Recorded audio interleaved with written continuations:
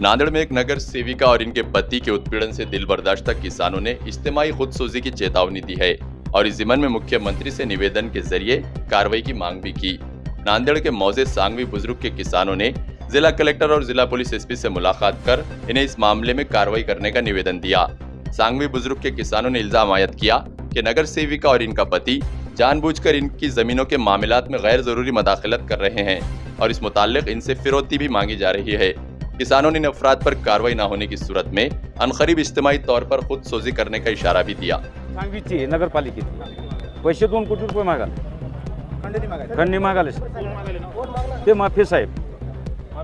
हां, त्याचं नाव एवढंच ध्यानात आहे आम्हाला आणि ते काय आमच्या पुढे बी येणं झालाय, मागून चुप्पे रुस्तुम काम करायला। हां, घडी यायलाय, कोर्टात चला, इकडे चला, आता तिकडे गेलाय। त्याचं पद नगरसेवक आहे ते 2 नंबर वार्डचा, त्याचं 3 नंबरमध्ये काय आहे त्यांना आम्हाला जाणून बुजून त्रास द्यायला वाढलेली आहे की एक वेळेस फक्त माझ्यावरच होतं, पण आज सर्व शेतकऱ्यावर त्यानं दबाव टाकलेला आहे की तुम्ही जमिनी कशा विकता, काय नाही बघतो मी। आणि त्यानं असे एक भेव तयार केलेलं आहे की कागदपत्राद्वारे आरक्षणाच्या याच्याद्वारे।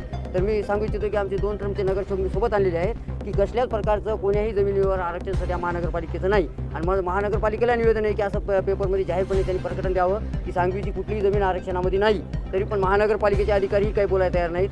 आणि हे नाफे त्या गोष्टीचा पूर्णपूर फायदा घेऊन शेतकऱ्याकडून प्रत्यक्ष खंडणी वसूल करण्याचं काम करीत आहे आणि यांचा कुठलाही कसल्याही प्रकारचा चांगला बॅकग्राऊंड नाही। हे गुन्हेगारी प्रवृत्तीचे लोक असे जर नांदेडला तयार झाले आणि महानगरपालिकेत जर गेले तर महानगरपालिकेचं लई लवकर वाटोळ होणार आहे। त्यासाठी माझी विनंती आहे महानगरपालिकेला की आपण अगोदर एक पत्र काढून सांगवीवर कसल्याही प्रकारचं कुठलंही आरक्षण महानगरपालिकेचं नाही असं जाहीरपणे महानगरपालिकेनं सांगावं आणि शेतकऱ्यांना एक धीर द्यावा ही माझी कळकळीची महानगरपालिकेला विनंती आहे। आणि या नाफेला जे अगोदर मी केस केलेला आहे त्या केसचा ॲक्शन पोलीस स्टेशनने ताबडतोब घ्यावं ही माझी कळकळीची पोलीस स्टेशन विमानतळाला विनंती आहे।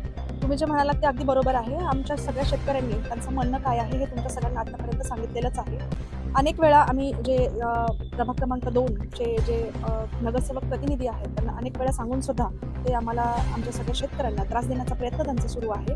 पण आम्ही सांगवी प्रभाग क्रमांक 3 चे सक्षम नगरसेवक आहोत, त्याच्यामुळं आमच्या शेतकऱ्यांसाठी किंवा आमच्या प्रभागामध्ये ज्या पण समस्या असतील किंवा नसतील किंवा आमच्या जनतेसाठी आम्ही सक्षम आहोत। आम्ही त्यांच्या ज्या पण समस्या काही असतील किंवा नसतील ते आम्ही सोडवू।